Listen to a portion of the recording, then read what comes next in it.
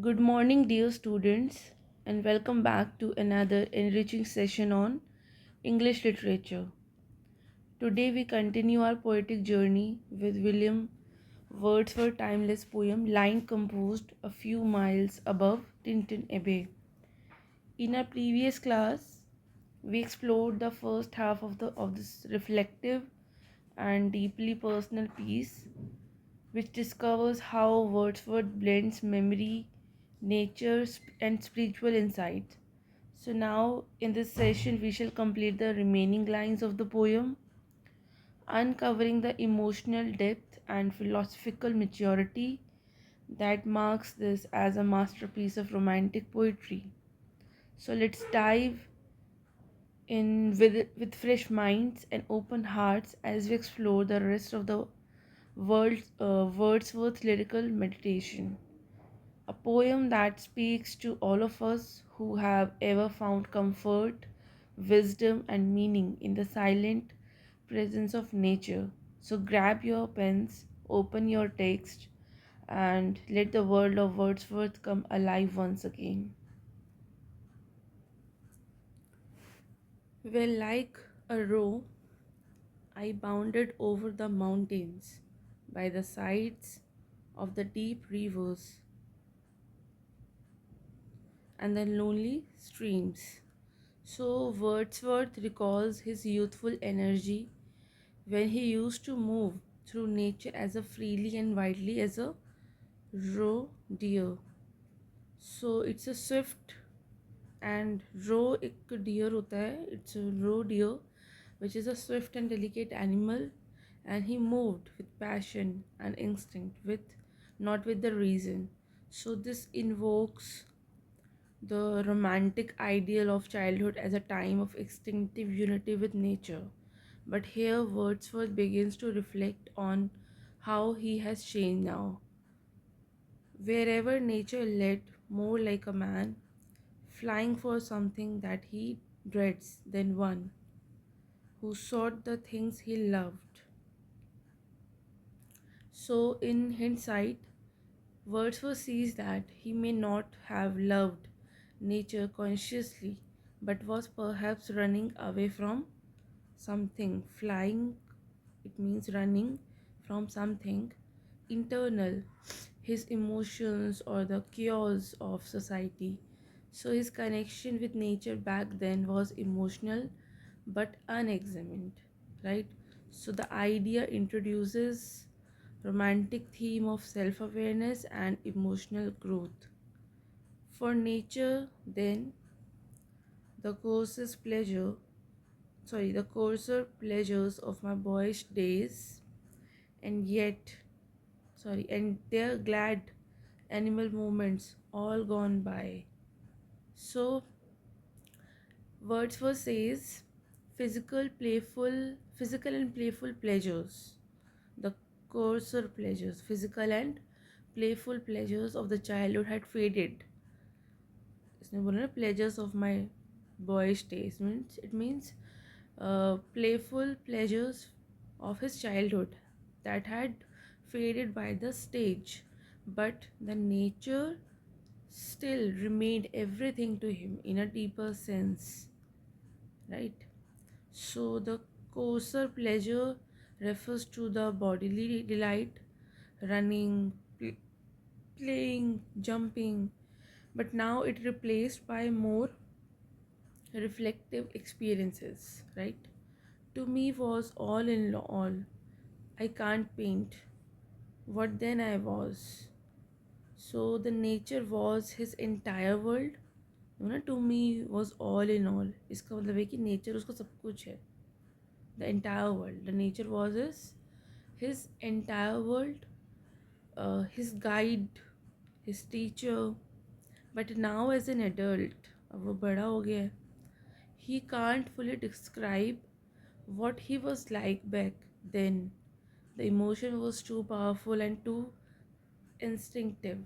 So this reflects Wordsworth's theme of ineffable childhood experience that is profound but difficult to articulate. The sound, cataract, haunted me like a passion. सो कैटरेक्ट्स जो होते हैं उनका मतलब होता है waterfall. सो जो waterfalls की जो साउंड है, जो नॉइज़ है, once obsessed and fascinated him.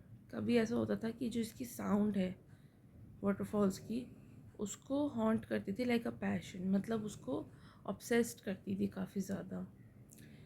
यहाँ पर हम हॉन्ट का मतलब नेगेटिव नहीं लेंगे, यहाँ पर हम ऑब्सेस्ड लेंगे और फैसिनेटेड लेंगे. सो उसको फैसिनेट करती थी बहुत ज़्यादा, इंटेलेक्चुअली नहीं बट पैशनेटली उसको अट्रैक्ट करती थी, ऑब्सेस्ड करती थी, उसको फैसिनेट करती थी. And it stirred his soul without reason. So water, the cataract water imagery frequently represents emotional force in romantic poetry, like haunted me like a passion. It suggests almost romantic obsession, right? The tall rock, the mountain, and the deep and gloomy wood, their colors and their forms were then to me an appetite, a feeling, and a love. So basically, these four lines explains that back then he didn't just admire nature, he craved for it like a hunger or instinct. His response was immediate and emotional. So appetite shows nature as a need, not as a choice. So it was a part of him, right? That had no need of a remoter charm by thought supplied, nor any interest unborrowed from the eye. So his love for nature then was purely sensual, which is based on sight and feeling, not on ideas or philosophy. So it didn't require interpretation, but it was a direct experience.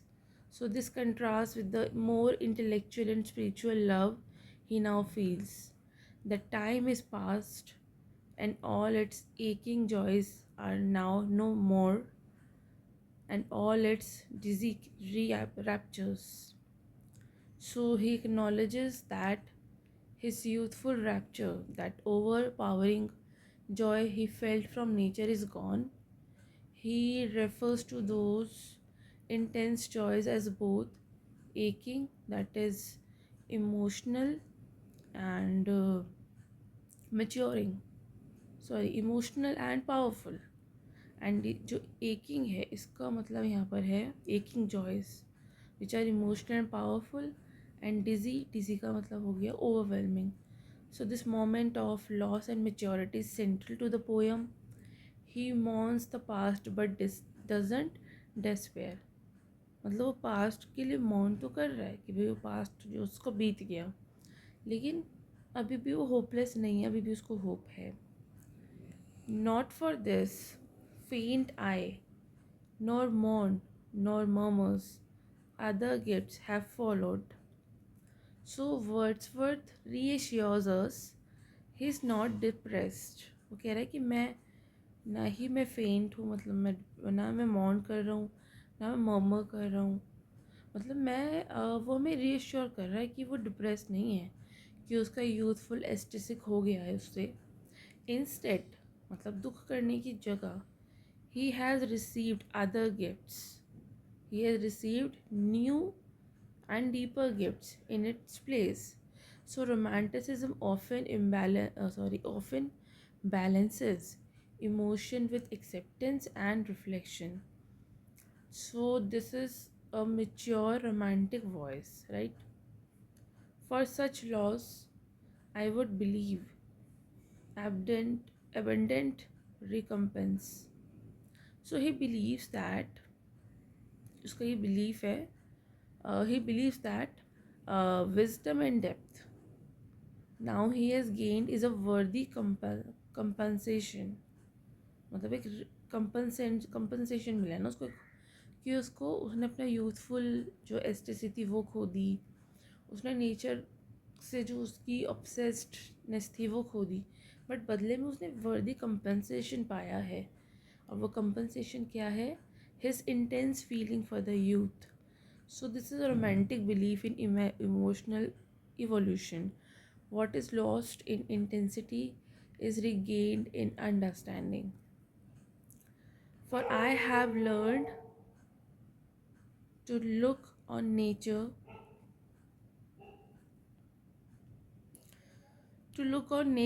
not as in the hour of thoughtless youth. So now, as an adult, he looks at nature with conscious thought and insight, unlike in thoughtless, instinctive youth.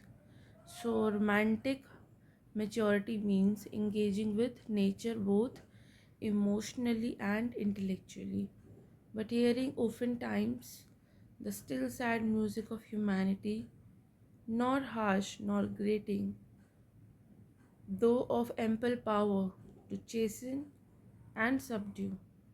So basically, nature now communicates to him the melancholy, the sad truth, the sad music, the sad truth of human life, which are suffering, compassion, and the fragility of existence. So the music is gentle but powerful and capable of humbling and purifying the soul.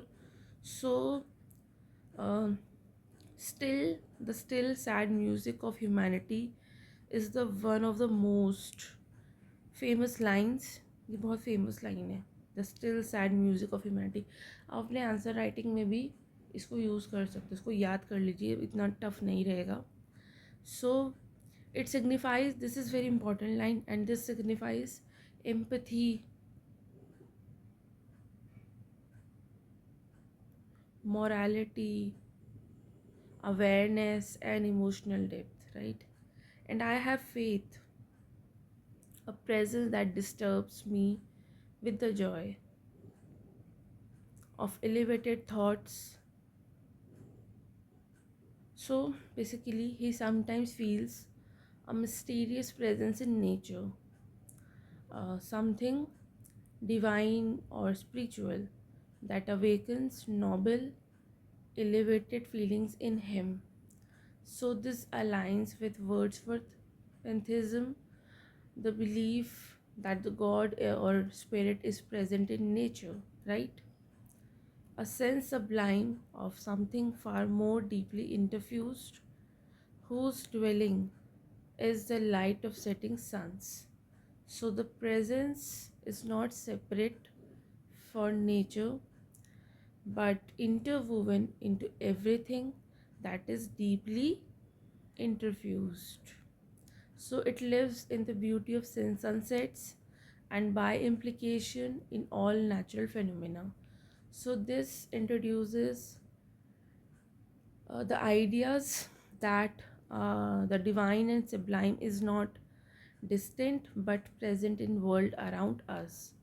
So we have discussed many lines. So we can say that through these lines, Wordsworth recalls the wild and instinctive passion he once had for nature. The phase had the youthful phase has passed, but he doesn't mourn it.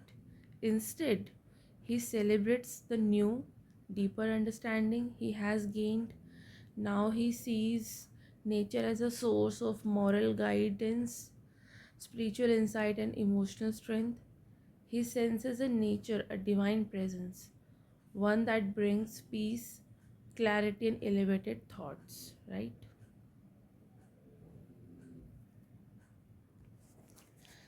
And the round ocean, and the living air, and the blue sky, and in the mind of man.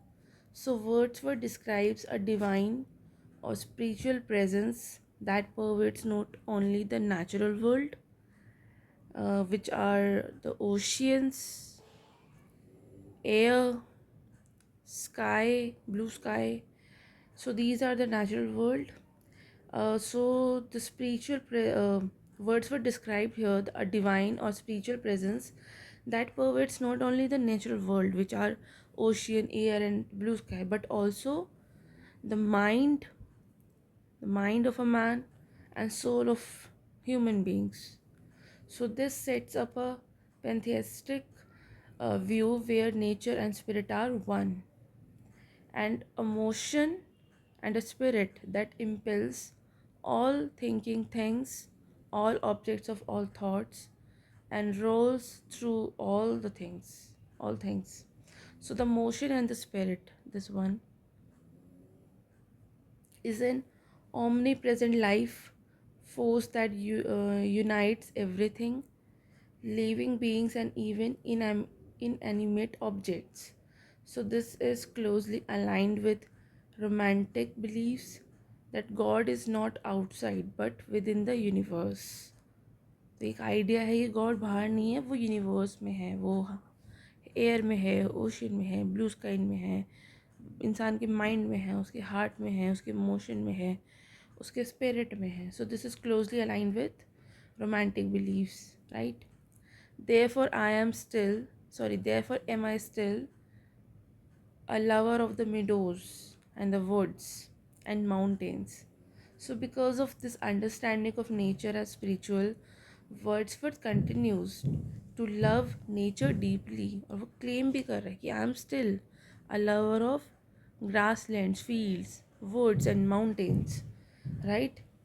And all of that we behold from this green earth, of all the mighty world of eye and ear, both what they half create and what perceive. So here he explains that the human mind plays a role in shaping reality. What we see or hear is not just out there, but partially created by our perception. So this is a very Kantian idea that subjective experience shapes objective reality. Well pleased to recognize in nature and the language of the sense, the anchor of my purest thoughts, the nurse, the guide, the guardian of my heart and soul, all of my moral being. So, nature for Wordsworth is not just beautiful, it is moral actually. It is moral, it is spiritual, it is nurturing. सिर्फ nature उसके लिए beautiful नहीं है, वो उसके लिए morality का symbol है, स्पिरिचुअलिटी का सिंबल है. वो ऐसा मानता है, ऐसा फील करता है कि नेचर उसको नर्चर करती है. So for him nature is the foundation of his consciousness. मतलब उसको नर्स कर रही है, उसको नर्चर कर रही है, उसको गाइड कर रही है, गार्जियन है उसकी हार्ट की एंड सोल की, और उसके मॉरल बीइंग के लिए सब कुछ है. So it is the foundation of his conscious, his thought and his soul, right. So अब यहाँ तक तो उसने गाइड बताया है अर्थ को, सॉरी नेचर को, अपना मेंटर बताया है, अपना अपनी मतलब मोरल स्पिरिचुअल बताया है उसने, मतलब सोर्स ऑफ मॉरलिटी स्पिरिचुअलिटी और नर्चरिंग बताया है, फाउंडेशन बताया उसकी कॉन्शियसनेस का, उसके थॉट्स का, उसको सेल का. लेकिन अब वर्ड्स फॉर नाउ मतलब he will address his sister Dorothy. उसकी एक सिस्टर हुआ करती थी जिससे ये बहुत क्लोज था.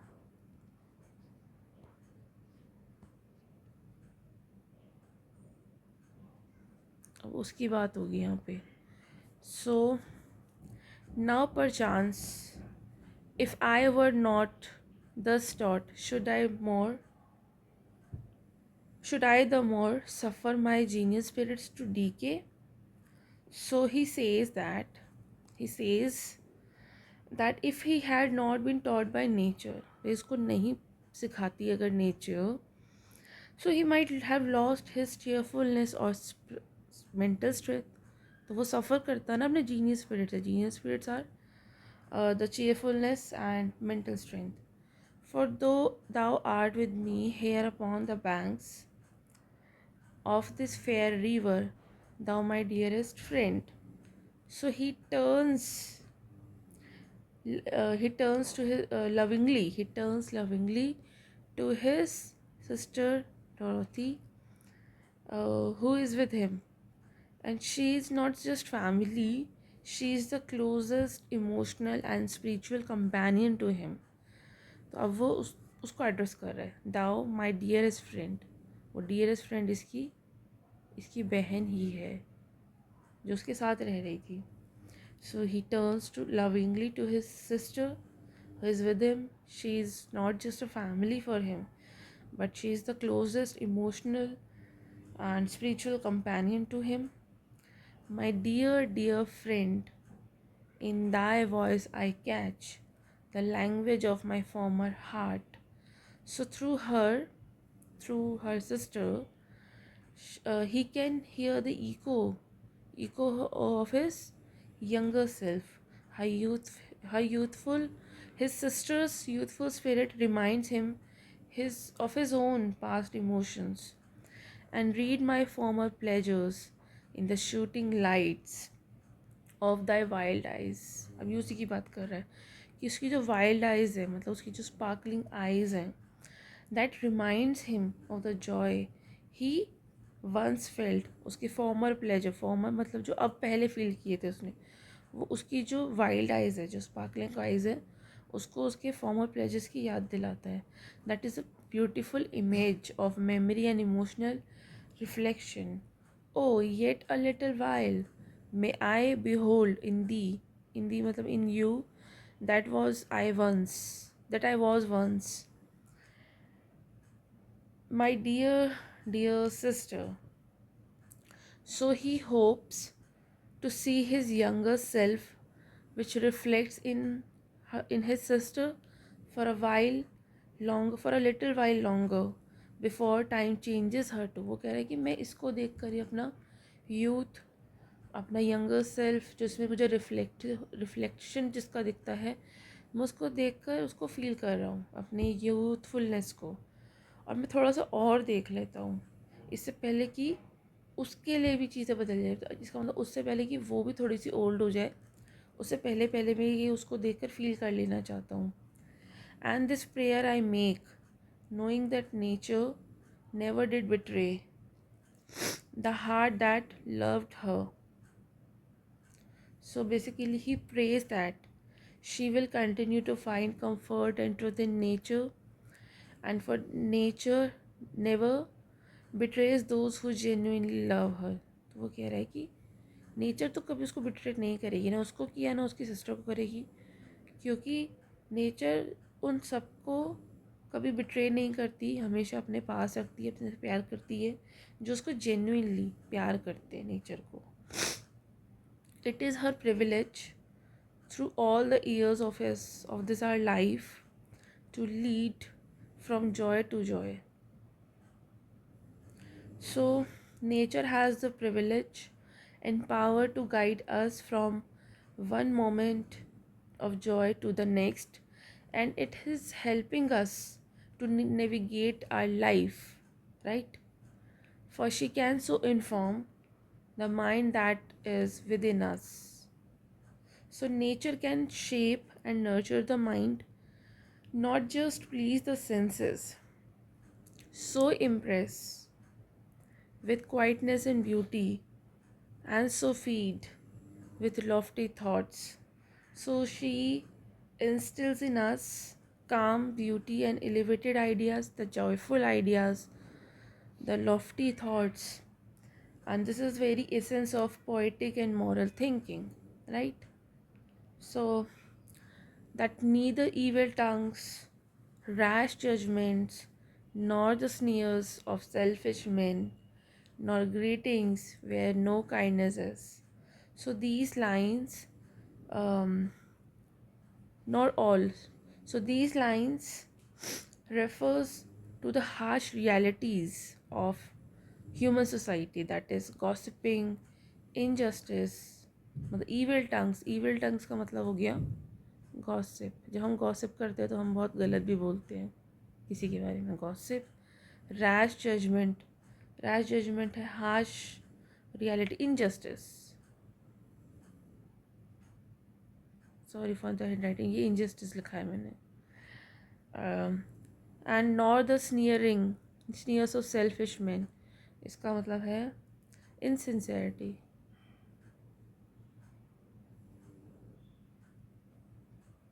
ठीक है।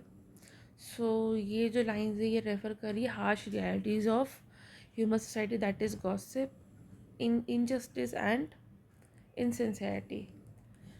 The dreary intercourse of daily life shall ever prevail against us or disturb our cheerful faith that all which behold.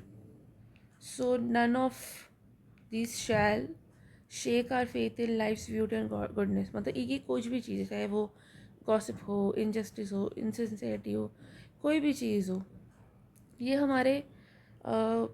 हमारा जो फेथ है लाइफ पर, लाइफ की ब्यूटी और गुडनेस पर, उसको नहीं शेक कर सकती अगर हम रूटेड रहे नेचर से, if we remain rooted in nature, right. That all which we behold is full of blessings. तो this is the central romantic message, बहुत इंपॉर्टेंट है ये। And it is filled with blessings for those who truly see, मतलब जो truly विश्वास करते हैं nature पर, उसकी ब्यूटी पर, उसके जस्टिस पर, तो उनके लिए एक रोमांटिक मैसेज है कि नेचर एम्प्टी नहीं है अगर हम उसको ब्लेसिंग्स से फिल्ड देखें तो। Therefore let the moon shine on thee in thy solitary walk. So he wishes, Wordsworth wishes that his sister Dorothy will always feel the comfort of nature, कि वो हमेशा उसको देखे। अभी तो वर्ड्सवर्थ का तो वो विजन लूज़ हो गया ना, मतलब वो कह रहे हैं कि ये नहीं, इसका नहीं लूज़ हो, मतलब इस ये हमेशा देखे। Even when she walks alone under the moon light, जब मतलब उसके पास वो कंफर्ट ऑफ नेचर रहे, कंफर्ट ऑफ नेचर रहे, वो फुल ऑफ ब्लेसिंग रहे, द फुल ऑफ ब्लेसिंग रहे उसकी सिस्टर, कंफर्ट ऑफ नेचर रहे। इवन तब भी जब वो मून लाइट में अकेले सॉलिटरी वॉक करे, ठीक है, वो तब वो ब्लेसिंग दे रहा है अपनी बहन को, अपनी बहन के लिए वो विशेस कर रहा है, ठीक है। And let the misty mountain winds be free to blow against thee. So he actually prays for her, for his sister, that she may always be open to the healing forces, to a natural world, unafraid of life's wildness. Pray कर अपनी बहन के लिए ताकि उसका जो nature से जो बॉन्ड है वो कभी कम नहीं हो, हमेशा स्ट्रॉन्ग ही होता रहे। And in after years, when these wild ecstasies shall be matured into a sober pleasure, so he acknowledges that the childlike joy will mature into calmer, deeper appreciation of life and nature. तो जैसे अभी क्या था कि Wordsworth ने भी यही सब चीज़ें फील की हैं, जो उसका चाइल्ड लाइक जॉय था, जो हम हमने अपनी प्रीवियस पोएम में भी पढ़ा था कि पहले उस पोएम में odd intimations two of immortality में, कि शुरुआत ऐसे होती थी कि वो ग्रीफ में है कि उसका जो ये लॉस ऑफ विजन था नेचर को देखने का, वो खो गया, लेकिन लास्ट में उसने इस चीज़ को थैंक यू भी कहा है कि अब जो उसका विजन है वो काफ़ी मेच्योर है, काम है, अब उसको पीस मिल गया है। तो यही चीज़ वो अपनी सिस्टर के लिए भी प्रे कर रहा है कि जो चाइल्ड लाइक जॉय है जो वो कभी फील करता था, अभी उसकी सिस्टर फील कर रही होगी, तो वो मेच्योर हो जाएगा एक दिन और वो सोबर प्लेजर्स में कन्वर्ट हो जाएगा। सोबर प्लेजर्स हैं जैसे कि काम, deep appreciation of life and nature. So when thy mind, मतलब व्हेन योर माइंड, अपनी सिस्टर को बोल रहा है वो, shall be a mansion for a lovely forms, for all lovely forms, thy memory be as dwelling place for all sweet sounds and harmonies.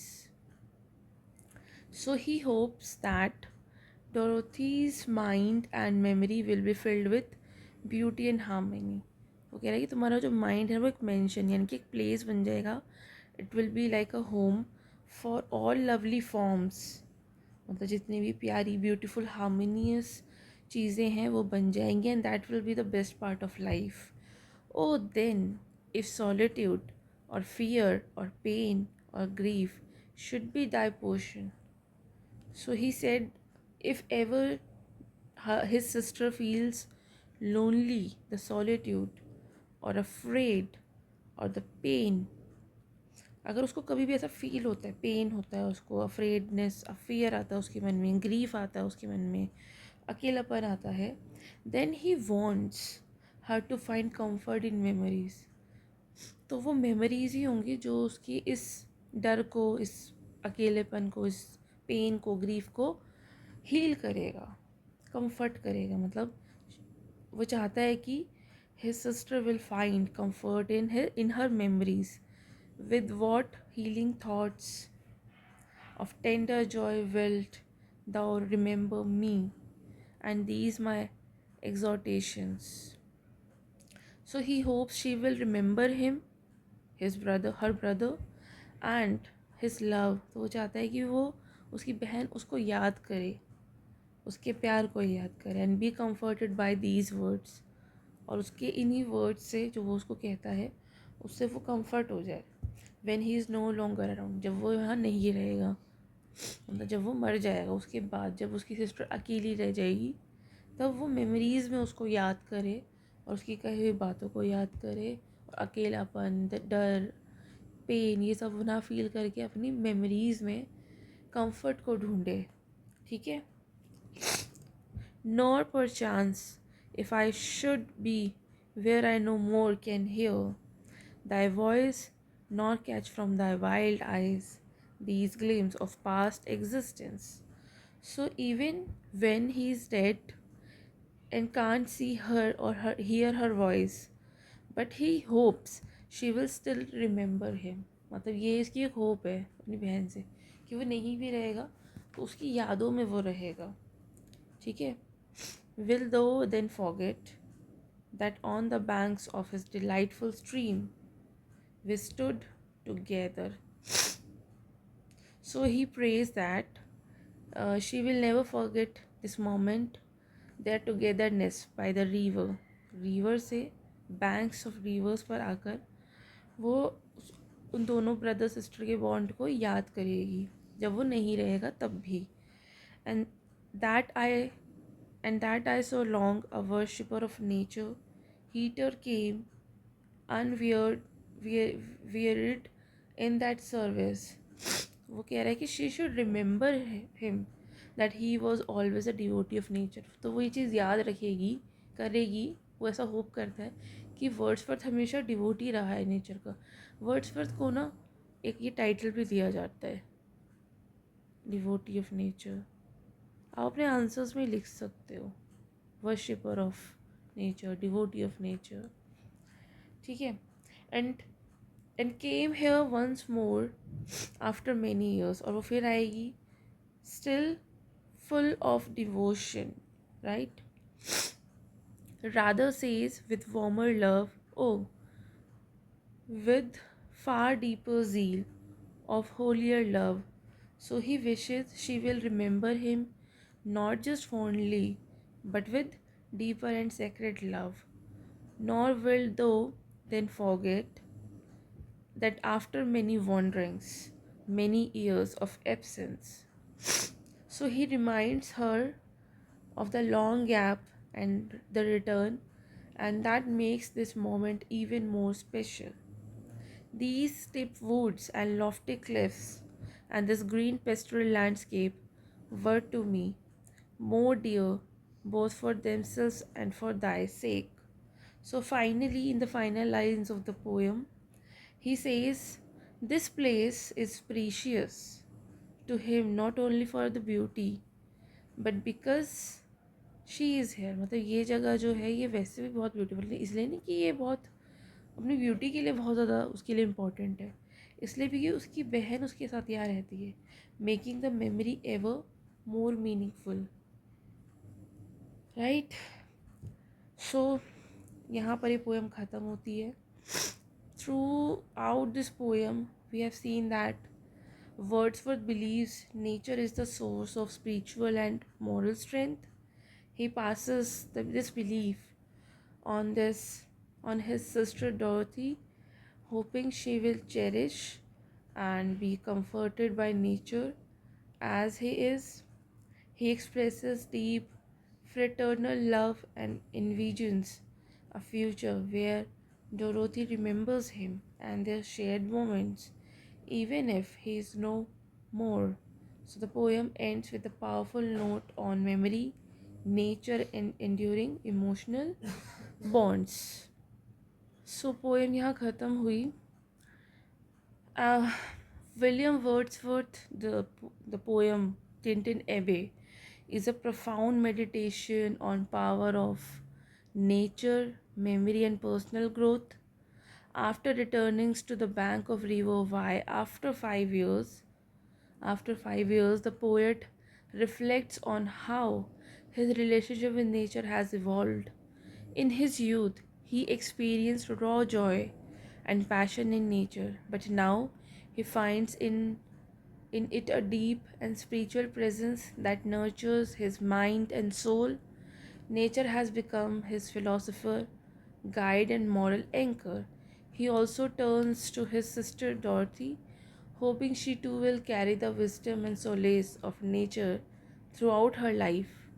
He blessed their shared moment beside the river Wye and prays that when life becomes difficult, his sister also she will find healing in these memories. So the poem beautifully fuses the personal with universal, the past with the present, and the external landscape with the internal soul. So, with this, we come to the end of our detailed exploration of Tintin Abbey. So, today's lecture highlighted Wordsworth's spiritual philosophy of nature and his transition from youthful ecstasy to mature reflection and his deep emotional bond with his sister. So this poem is not just a tribute to nature, but it's a testament to memory, healing, and enduring human spirits. So this is all about Tintin Abbey. From tomorrow we will begin a new poem. 3 years she grew in sun and shower. So this is another masterpiece by Wordsworth that explores nature's nurturing role through the touching philosophical lens. So stay tuned and don't forget to bring your hearts as well as your notebooks, because this Wordsworth, we don't just analyze poetry, we actually feel it. So thank you so much. Have a good day. Thank you.